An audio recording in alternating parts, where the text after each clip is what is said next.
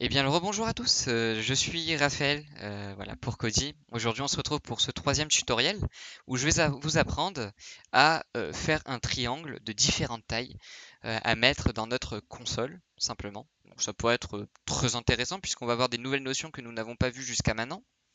Et donc, c'est assez intéressant du coup de les voir. Donc, première chose, comme d'habitude, je crée mon triangle.py.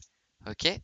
On va pareillement créer une fonction qui va s'appeler dessiner par exemple triangle et on va mettre comme valeur la taille, une taille. Ok, pour pouvoir définir du coup la taille du triangle qu'on va vouloir. Ok, on pourra faire des triangles petits comme des triangles plus grands. Ok, et bien très bien. Ce qu'on va faire, c'est qu'on va utiliser maintenant ce qu'on appelle les boucles for. Alors les boucles for, je vais vous expliquer un peu ce que c'est. C'est entre plusieurs valeurs qu'on vous donne. Pour toutes ces valeurs-là, on fait une action. Ok. Donc ce que je vais faire, c'est que je vais créer une variable qui va s'appeler i in range entre 1 et taille plus 1. Ok. Donc entre le premier et par exemple si on met la taille 2, ben, entre la taille 2 plus 1, donc 3, et ben on va tout simplement faire notre triangle. Ok.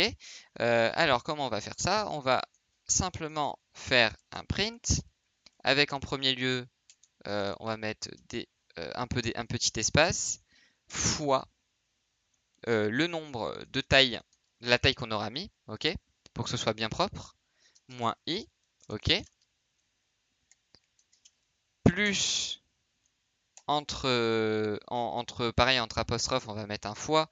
Ça va être, notre fois, ça va être un peu la couleur de notre triangle, entre guillemets, fois. Et ensuite, on va multiplier ce fois, du coup, par 2 fois i moins 1. Ok, très bien. Et bah écoutez, voilà, on a déjà terminé notre tutoriel. Alors voilà, c'est un tutoriel qui est un peu plus compliqué puisque plus rapide et donc plus compliqué, enfin et plus compliqué en même temps, puisque là cette fois-ci, nous avons vu des notions de maths, de mathématiques qui sont un peu plus complexes, qu'on apprend en général pour le bac. Ok. Donc écoutez, vous n'avez pas besoin de comprendre. Sachez en tout cas qu'une chose, c'est que en faisant ce calcul-là, ça nous permet d'arriver à nos fins. Ok? Mais on n'a pas terminé.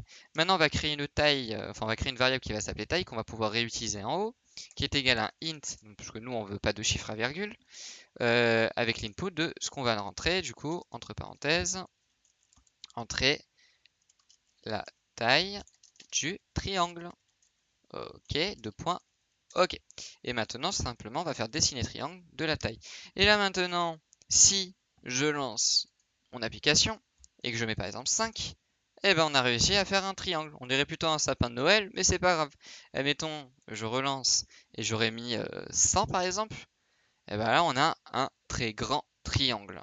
C'est qu'au début, c'est qu'on en a mis un, ensuite on en a mis 3, ensuite 5, 7, et ainsi de suite. Vous pouvez vous amuser, vous, de votre côté, avec un papier et un stylo, bah, de faire un triangle. Au début, vous mettez par exemple un point, ensuite vous mettez 3 points, ensuite vous mettez 3 points plus un à gauche et un à droite, et ainsi de suite. Et vous verrez que c'est exactement ce qu'on a fait, sauf qu'on l'a mathématisé.